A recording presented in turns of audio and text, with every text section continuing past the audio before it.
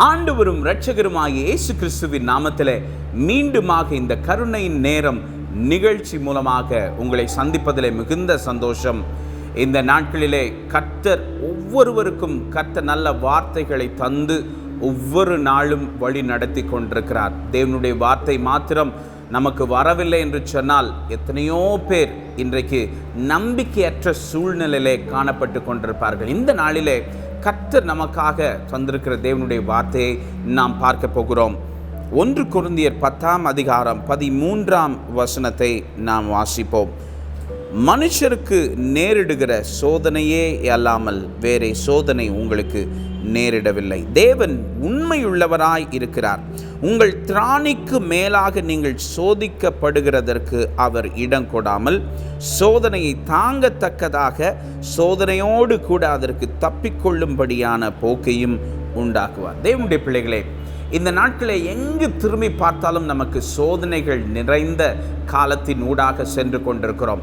இந்த நாட்களிலே அநேகம் பேருக்கு நம்பிக்கை இழந்து கொண்டிருக்கிறது. நான் உண்மையாகவே இந்த தேவனை நம்ப முடியுமா? ஏனென்று சொன்னால் நான் எதிர்பார்க்கிற நேரத்தில் இந்த தெய்வத்தால் எனக்கு ஒரு நல்ல நம்பிக்கை வரவில்லையே என்று சொல்லி அநேகம் பேர் சோர்ந்து போயிருக்கிறதை கர்த்தர் அறிந்திருக்கிறார். இந்த நாட்களிலே இந்த வார்த்தை அநேகம் பேரை தேற்றும் என்பதிலே எந்தவித மாற்றமும் இல்லை. இந்த வசனம் சொல்லுகிறது, மனுஷனுக்கு நேரிடுகிற சோதனையே அல்லாமல் வேறே சோதனை உங்களுக்கு நேரிடவில்லை. அநேகம் பேருடைய வாழ்க்கையில இப்பொழுது நம்பிக்கையற்ற சூழ்நிலையிலே காணப்படுகிறார்கள். என்ன காரணம் என்று சொன்னால், இந்த சோதனைகள் அவர்கள் கடந்து கொண்டிருக்கிற இந்த சோதனை நாட்கள் இதை போல உலகத்தில் யாருமே பார்த்ததில்லை என்று சொல்லி நாம் அநேகம் பேர் சொல்லுகிறதை நாம் கேட்டிருக்கிறோம்.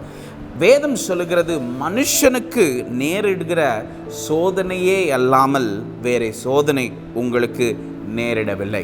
நாம் நினைத்து கொண்டிருக்கிறோம், இது போல இந்த உலகத்தில் யாருக்குமே பாடுகள் வந்ததில்லை என்று சொல்லி. ஒரு சிலருடைய வாழ்க்கையிலே வியாதி, போராட்டங்கள், கடினமான பாதைகள், பொருளாதார தேவைகள், கடன் பிரச்சனை என்று சொல்லி பார்க்கும் பொழுது அநேகம் பேர் சொல்லுகிற காரியம் என்னவென்று சொன்னால், என்னை போல இந்த உலகத்தில் யாருமே பாடுகள் அனுபவிக்கவில்லை என்று சொல்லி. உண்மையாக சொல்ல வேண்டும் என்று சொன்னால், வேதத்திலே யோபு என்ற மனுஷனை போல உலகத்தில் யாருமே அனுபவித்திருக்க முடியாது. ஆனாலும் இந்த வேத வசனம் நமக்கு சொல்லுகிறது, மனுஷருக்கு நேரிடுக சோதனையே அல்லாமல் வேறே சோதனை உங்களுக்கு நேரிடவில்லை. பிரியமானவர்களே, கர்த்தர் ஒரு நாளும் நமக்கு திராணிக்கு மிஞ்சி சோதிக்கிற தேவன் அல்ல. ஆபிரகாம் என்ற மனுஷனை குறித்து நாம் வேதத்தில் பார்க்கிறோம். அவனுக்கு கர்த்தர் ஆசீர்வாதத்தை கொடுத்தார்.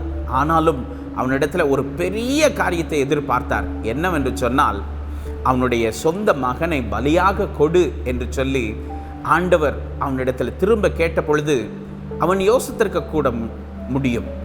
ஏன் இந்த கடவுள், என்னை படைத்த தெய்வம், அவரே கொடுத்து விட்டு அவரே திரும்ப கேட்கிறாரே என்று சொல்லி. அநேகம் பேருடைய வாழ்க்கையில் நல்ல வியாபாரத்தில் முன்னேறி வந்து கொண்டிருந்த சூழ்நிலையில் இப்படிப்பட்ட கடினமான ஒரு காலம், நல்ல உடல்நிலை தேறிக்கொண்டிருந்த நேரத்தில் திடீரென்று சொல்லி ஒரு பெரிய வியாதி. இதை பார்க்கும் பொழுது நான் நம்பவா வேண்டாமா என்று சொல்லி நீங்கள் நம்பிக்கையற்ற சூழ்நிலையிலே காணப்படலாம். இங்கே ஆபிரகாம் அதை போல தான் உணர்ந்திருப்பார் என்று சொல்லி நான் நினைக்கிறேன். அவர் ஆண்டவருடைய சமூகத்திலே தன்னுடைய மகனை பலியாக கொடுக்கும்படியாக பிள்ளை ஆண்டானை கொண்டு அங்கே நடந்து வந்த அந்த சூழலை நான் பார்க்கும் பொழுது நான் யோசிக்கிறேன், ஒரு தகப்பனாக இருக்கிற அந்த மனுஷனுக்கு எப்படிப்பட்ட மனநிலை இருந்திருக்கும் என்று சொல்லி. ஆனால் விசுவாசத்தின் தந்தை என்று சொல்லி அழைக்கப்பட்ட ஆபிரகாமுக்கோ அப்படி எந்த விதமான சந்தேகமும் இல்லை. காரணம் என்னவென்று சொன்னால், அவனுக்கு நன்றாக அறிந்திருந்தான், என்னை படைத்த தெய்வம் ஒரு நாளும் என்னுடைய திராணிக்கு மிஞ்சி என்னை சோதிக்க மாட்டார் என்று சொல்லி. அதே போலதான் அவனுடைய மகனுக்கு நேராக அவனை பலி கொடுக்கும்படியாக அவனுடைய கரத்தை ஓங்கின பொழுது ஒரு சத்தம் அவனை நிறுத்தினது. தேவனுடைய பிள்ளைகளே, இந்த சூழ்நிலையிலே நான் கடன் பிரச்சனையிலே ஆழ்ந்து போய்விட்டேனே, என்னை யாராவது மீட்க முடியாதா என்று சொல்லி நீங்கள் மிக சோர்ந்து போய் இருக்கிறதை கர்த்தர் அறிந்திருக்கிறார். தேவனுடைய பிள்ளைகளே, உங்களுக்கு தப்பிக்கொள்வதற்கு கர்த்தர் வழிகளை ஏற்படுத்த அவர் வல்லவராய் இருக்கிறார். என்னை கேட்டுக்கொண்டிருக்கிற இந்த நேரத்தில் நான் எப்படி என்னுடைய போராட்டத்திலிருந்து மீள முடியும், என்னுடைய வாழ்க்கையில் யார் எனக்கு விடுதலை தர முடியும் என்று சொல்லி நீங்கள் யோசித்து கொண்டிருக்கலாம். தேவனுடைய பிள்ளைகளை, கர்த்தர் ஒரு நாளும் திராணிக்கு மிஞ்சி நம்மை சோதிக்கிறவர் அல்ல.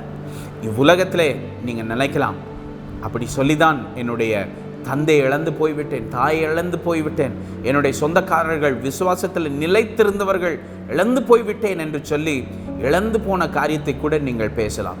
ஒரு நன்மையான ஒரு காரியம் என்ன தெரியுமா? இந்த உலகத்தின் பாடுகள், இந்த உலகத்தில் நீங்கள் பட்ட பாடுகள் மரணம் அடைந்த உடனே எல்லாமே முடிந்து போய்விட்டது என்று சொல்லி நீங்கள் நினைக்கக்கூடாது. ஏனென்று சொன்னால், நமக்கு இந்த உலகத்தில் மாத்திரமல்ல, யுகா யுகமாக ஒரு இடத்துல நாம் செலவிட போகிறோம். அதுதான் பரலோகம். இந்த உலகத்திலே கர்த்தர் இப்படிப்பட்ட பாடுகளின் மத்தியிலையும் நமக்கு ஒரு நம்பிக்கையை தந்திருக்கிறார். ஒரு வேத வசனம் சொல்லுகிறது, 2 கொரிந்தியர் 4ஆம் அதிகாரம் 8ஆம் வசனம், நாங்கள் எப்பக்கத்திலும் நெருக்கப்பட்டும் ஒடுங்கி போகிறது இல்லை, கலக்கம் அடைந்தும் மன முறிவு அடைவது இல்லை. தேவனுடைய பிள்ளைகளே, அநேக பேருடைய வாழ்க்கையில் எப்பக்கத்திலும் நெருக்கம், குடும்பத்து நிமித்தம் நெருக்கம், கடன் பிரச்சனை நிமித்தம் நெருக்கம், வியாதி நிமித்தம் நெருக்கம், எங்கு பார்த்தாலும் நெருக்கம், உறவினர்கள் நிமித்தம் நெருக்கம் என்று சொல்லி எங்கு பார்த்தாலும் நெருக்கம். ஆனால் ஒரு நம்பிக்கை என்னவென்று சொன்னால், கர்த்தர் என்னை திராணிக்கு மிஞ்சி என்னை சோதிக்க மாட்டார், எனக்கு தப்பிக்கொள்வதற்கு வழி தருவார் என்று சொல்லி இந்த 2020ஆம் ஆண்டிலே அநேகம் பேர் நம்பிக்கையோடு ஆரம்பித்தார்கள்.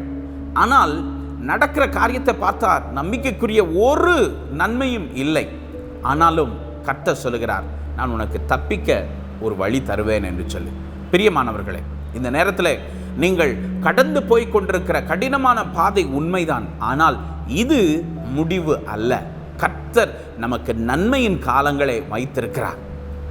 துன்பத்தை கண்ட நாட்களுக்கு ஈடாக நன்மையான காரியங்களை கர்த்தர் செய்ய வல்லவராக இருக்கிறார். துன்பை அனுபவித்திருக்கிறீங்களா? போராட்டத்தை அனுபவித்து கொண்டிருக்கிறீங்களா?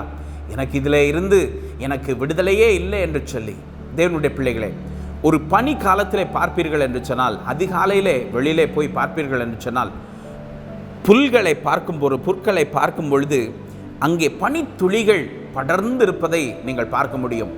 ஆஹா, எவ்வளவு அருமையாக இருக்கிறது என்று சொல்லி நினைத்து கொண்டிருக்கிற நேரத்தில் ஒரு சில மணி நேரங்களில் அதே இடத்தை போய் பாருங்கள், அந்த இடத்துல வெயில் பட்டு கருகி போன சூழ்நிலை காணப்படும். பாருங்கள், அதே கருகி போனது போல சோர்ந்து போயிருக்கிற அந்த புற்கள் மறுபடியுமாக அடுத்த நாள் காலையிலே பார்க்கும் பொழுது புத்துணர்ச்சி பெற்றிருக்கும். அதே போலதான் நம்முடைய வாழ்க்கையும். அநேக நேரத்தில் நாம் உயர்வு தாழ்வுகளை பார்த்து கொண்டிருக்கிறோம். உயர்வானாலும் தாழ்வானாலும் கர்த்தர் என் கரத்தை பிடித்து இருக்கிறார் என்று சொல்லுகிற அப்படிப்பட்ட நம்பிக்கை, கர்த்தர் என்னை திராணிக்கு மிஞ்சி சோதிக்க மாட்டார் என்று சொல்லி அந்த நம்பிக்கையில உறுதியாய் தரித்திருக்க வேண்டும். பிரியமானவர்களே, எங்கள் சபையில் ஒரு சகோதரன், அவருக்கு ஒரு பெரிய பண போராட்டத்தின் நேரத்தில் பேங்க்ல வாங்கியிருந்த லோன் மூலமாக பேங்க் அவரை மிகவும் நெருக்கினது. அந்த சகோதரன் நம்பிக்கை இழந்து போய்விட வேண்டிய சூழ்நிலையிலே திடீரென்று சொல்லி ஒரு பெரிய அறிக்கை வந்தது. என்னவென்று சொன்னால், இந்த ஆண்டுகளில் கடன் வாங்கினவர்களுக்கு கடன் எல்லாருக்கும் தள்ளுபடி பண்ணப்படுகிறது என்று சொல்லி அந்த செய்தி கேட்டவுடனே அவர் ஆண்டவரை துதித்து சொன்னார், கர்த்தர் என்னுடைய திராணிக்கு மிஞ்சி என்னை சோதிக்கவில்லை. நான் நினைத்தேன், இந்த நம்பிக்கையில் நான் இருந்து ஒரு பிரயோஜனம் இல்லை என்று சொல்லி நான் நினைத்தேன். ஆனாலும் என்னை கரம் பிடித்த தேவன் கரம் பிடித்து வழி நடத்தி கொண்டிருக்கிறார் என்று சொல்லி. பிரியமானவர்களே, உங்களுக்கு நம்பிக்கையற்ற சூழ்நிலையாக இருக்கலாம். சாத்தான் உங்களை பார்த்து சொல்லலாம், உன்னுடைய உறவினர்களுக்கு முன்பாக உன்னை வெட்கப்படுத்தி விட்டேன் பார்த்தாயா என்று சொல்லி உங்களை பார்த்து கொக்கரிக்கலாம். பிரியமானவர்களே, ஒரு காரியம் அறிந்து கொள்ளுங்கள், இன்றைக்கு நீங்கள் பார்க்கிற எகிப்தியர்களை இனி நீங்கள் காணப்போவது இல்லை. இன்றைக்கு பார்த்து கொண்டிருக்கிற போராட்டங்கள் காலங்கள் மாற்றத்தின் நிமித்தம் மாறி போகும். சூழ்நிலை தலை கீழாக மாறும். சாத்தானுடைய தலை நசுக்கப்படும் மீண்டுமாக. பிரியமானவர்களே, நீங்கள் யாருக்கு முன்பாக அவமானப்பட்டு வெட்கப்பட்டு இருந்தீர்களோ அவர்களுக்கு முன்பாக உங்களுடைய தலையை உயர்த்த அவர் வல்லவராய் இருக்கிறார். உங்களுடைய வாழ்க்கையின் நோக்கத்தை அறிந்திருக்கிற தேவன், உங்கள் வாழ்க்கையின் எதிர்காலத்தை அறிந்திருக்கிற தேவன். நீங்கள் செய்ய வேண்டியது எல்லாம் ஒரே ஒரு காரியம்தான். கர்த்தருடைய கட்டளைகளுக்கு கீழ்ப்படிந்து அவருடைய பாதைகளில் உண்மையாக இருப்பீர்கள் என்று சொன்னால் இங்கே சொல்லப்பட்ட எல்லா ஆசீர்வாதங்களையும் கர்த்தர் உங்களுக்கு தர வல்லவராயிருக்கிறார். நான் உங்களுக்காக ஜெபிக்க போகிறேன். இன்றைக்கு நீங்கள் கடினமான பாதையில் சென்று கொண்டிருக்கலாம். கடன் பிரச்சனை, வியாதி, போராட்டம் என்று சொல்லி கடினமான காலங்களில் நீங்கள் சென்று கொண்டிருக்கலாம். கர்த்தர் இந்த நேரத்தில் கூட உங்களை கைவிடாத தேவன். இப்பொழுது உங்களுக்கு பெரிய விடுதலை தரப்போகிறேன். நான் உங்களுக்காக ஜெபிக்க போகிறேன்.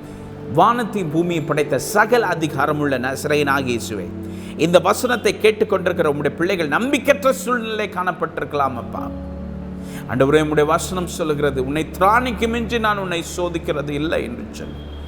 இதை கேட்டுக்கொண்டிருக்கிற உம்முடைய பிள்ளைகளுடைய வாழ்க்கையில திராணிக்கு மிஞ்சி சோதனை வராதபடிக்கு நீர் ஒரு நன்மையை செய்ய வேண்டுமா ஜெபிக்கிறேன். அப்பா, உடைய பிள்ளைகளுக்கு எதிர்காலத்தை ஆண்டவரே வர்த்திக்கப்படுகிற தேவன்.